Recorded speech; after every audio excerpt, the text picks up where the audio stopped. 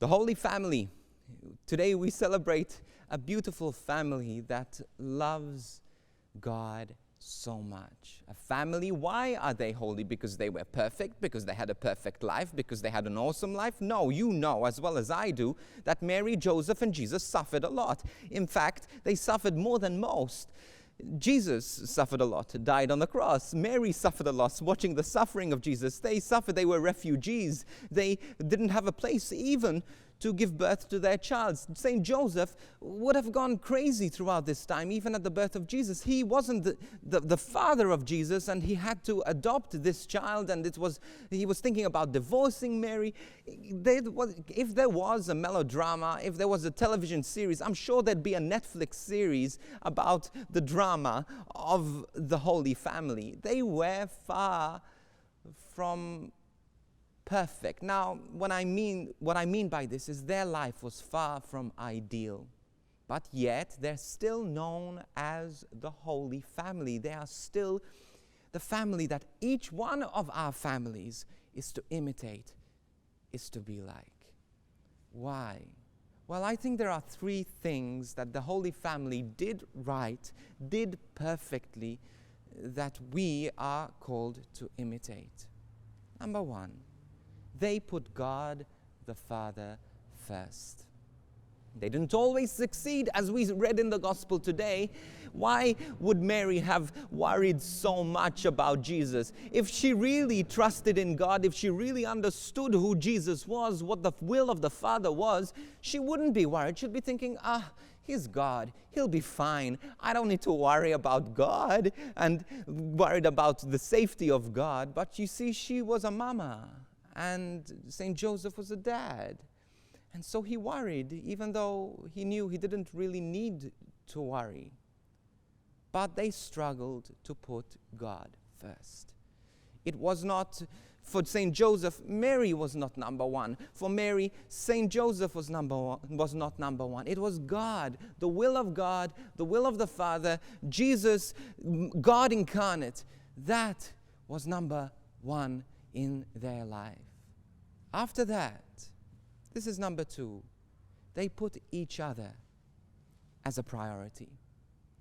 See, many couples, when they have children, and many families, all of a sudden start to put so much attention on the child, so much attention on this beautiful, beautiful manifestation of their love, that they forget to love one another, to serve one another, to be faithful to one another, and to respect and to honor and to put each other first. You see, even I know some people might be upset by me saying this, but your priority in your marriage, in your family, is not your child. Your priority is each other. And once you have that priority right, then your child is going to be properly nurtured. The problem sometimes is that we put the child so much at the center. I'm not saying we shouldn't care for the child and give our lives to the child and give our time to the child and do everything we could to bring this child up properly, but don't forget to love one another. Don't forget to be romantic. Don't forget to spend time with one another, to continue to listen to the hearts of each other. Husbands and wives, stay in love. Keep the relationship exciting. Keep the relationship alive, because the children will eventually leave and you'll still be together. Then what? You see, and if your relationship is right, is proper, your child will see the love. Number one is God. You teach your child to love God first and foremost, but you show them how you love God by the way you love one another.